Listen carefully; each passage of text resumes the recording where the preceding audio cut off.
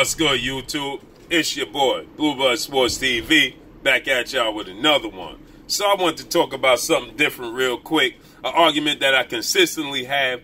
Who's better, Michael Jordan or LeBron James, right? So you get all of these people, all of these different opinions, right? And all of these different reasons why LeBron James is better than Michael Jordan. Don't even mention Kobe Bryant, right?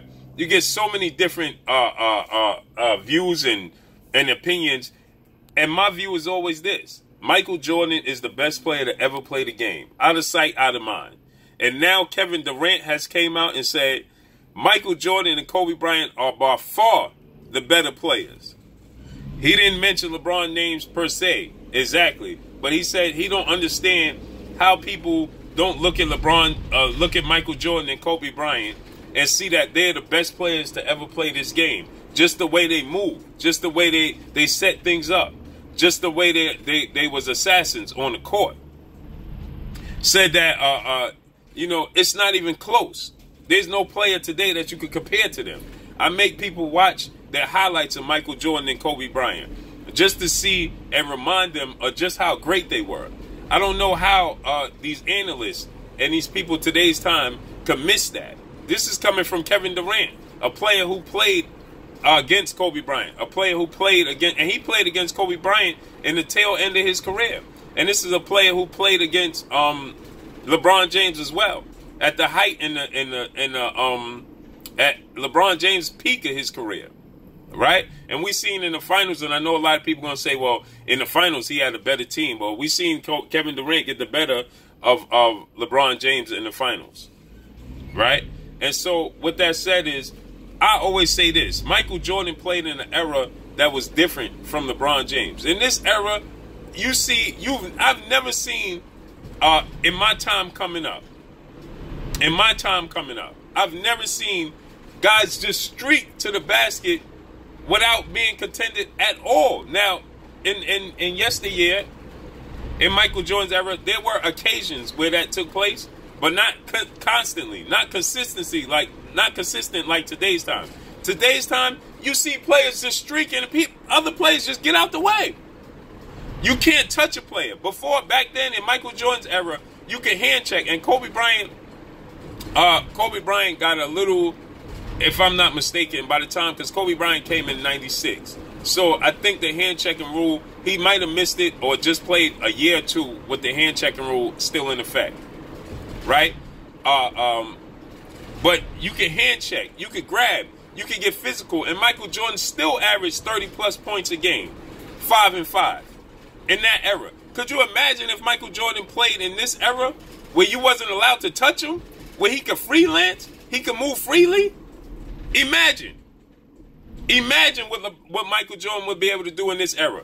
And people forget, Michael Jordan was asked to play point guard at one time in his career, and he nearly averaged a triple-double. He averaged a triple-double for a while. He would have averaged a triple-double for the season when he was asked to play point guard, right? And this is things that people forget, out of sight, out of mind, right? Michael Jordan wasn't asked to be a rebounder, but he did rebound the ball. Michael Jordan career average in rebounds is almost 6 rebounds a game, right? Almost 6 assists a game. LeBron James is 28, 7 and 7. Or 28, 8 and 8.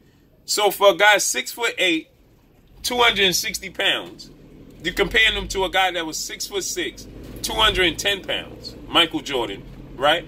That wasn't asked and played in a much tougher, rugged era. LeBron James, you watch LeBron James play today's time, right? He's grabbing his face. He's not even getting hit in the face and he's complaining about it, right? So could you imagine if he played in an era where contact was allowed, physicality was allowed? Not even close. So Kevin Durant says, listen, just watching these two play, the gifts they have, the grace they played, the adjustments they made, the way they attacked the game, the way they attacked their instinct to finish games, the way they just move gracefully on the court, the way they set plays up, the way they scored so fluently late into their career. LeBron James came out of high school. This is his 16th year. Michael Jordan played a few years in college at a high level. So people say, oh, well, look what LeBron doing in his 16th year. Well, Michael Jordan would have been doing that same thing had he not went to college. And we can't compare because we just will never know. But at the end of the day, man, LeBron James, Michael Jordan would have never lost. If you put Chris Bosh and Dwayne Wade at the peak of his career, Michael Jordan would have never lost in the finals. That wouldn't have happened. Right? And I know people like to say Scottie Pippen this. Scottie Pippen career average is 18 points a game. Scottie Pippen specialty was defense. Scottie Pippen also went to a team, and people forget, I know people like to mention Dennis Rodman. Dennis Rodman was a player who at one point on the Pistons wasn't even a starter on the Detroit Pistons team. And this is a team, that team was so good that he wasn't even a starter, and this is one of the teams that Michael Jordan had to go through to get to the finals. So imagine that, right? Not to mention Scottie Pippen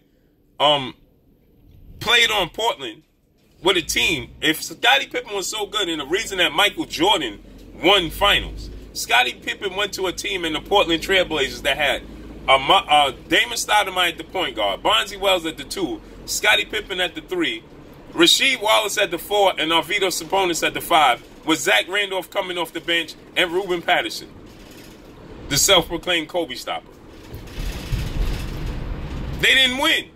Scottie Pippen also went to the Houston Rockets and played with Charles Barkley and Hakeem Olajuwon. They didn't win.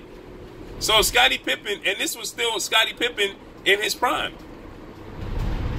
Right? Scottie Pippen was still an effective player. Actually, his numbers probably was better in Portland than it was in Chicago. So Scottie Pippen, in his prime, still, because he was still in his early 30s when he went to Portland, right? So Scottie Pippen went to the Portland Trailblazers, and by some people's standards, Scottie Pippen and methods, Scottie Pippen is the reason that Michael Jordan won and got over the hump. Without Scottie Pippen, Michael Jordan would have never won, is what people like to say. Well, guess what? Scottie Pippen went to the Portland Trailblazers with a team that had Bonzi Wells. If he was the reason that Jordan got over the hump, right, he had a better supporting cast in Portland, right? Because Arvydas Sabonis would have been better than any center he's ever played with. Rasheed Wallace would have been better than any power forward he played with.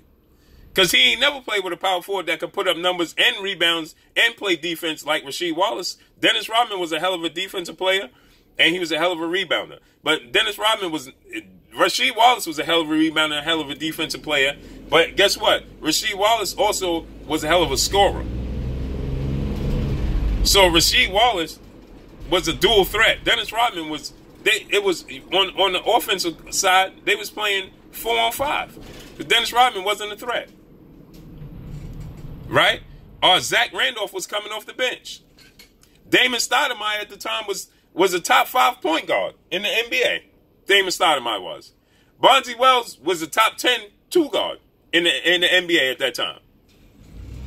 So he played with a top 5 point guard, a top 5 power forward, a top 5 center, and a top 10 2 guard, and with a Zach Randolph coming off the bench with a Ruben Patterson. And he couldn't get the job done. He couldn't get them over the hump. He should have been the difference maker for them, right? Because arguably they had more talent than the Lakers, who had Shaq, Rick Fox. Rick Fox wasn't better than Scottie Pippen. Shaq was better than Arvydas Sabonis. Kobe is better than Bonzi Wells. Derek Fisher wasn't better than Damon Stoudemire. And whomever they had at power forward, Robert Horry or whomever they had, wasn't better than Rasheed Wallace. So why couldn't he get the job done? So this just goes to show, this is a testament to Michael Jordan. People forget that the Bulls lost to the Pistons with Scottie Pippen there.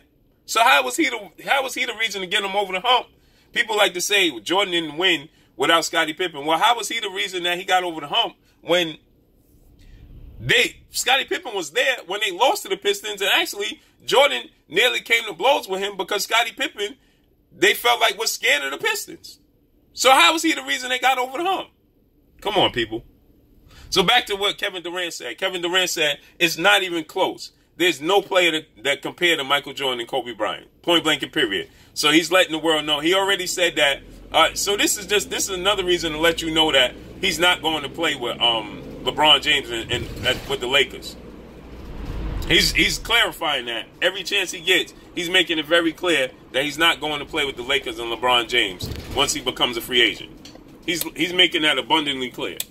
He already said that playing with LeBron James is a toxic situation, and now he's making it very clear, that listen, LeBron James doesn't even compare to Kobe Bryant or Michael Jordan, and for him to say that, just let you know that he ain't going to play with LeBron James. So you can expect Kevin Durant to make his way over to the New York Knicks. I know people are going to say, "Oh, Blue, you saying that because you're from New York." I'm not a New York Knicks fan.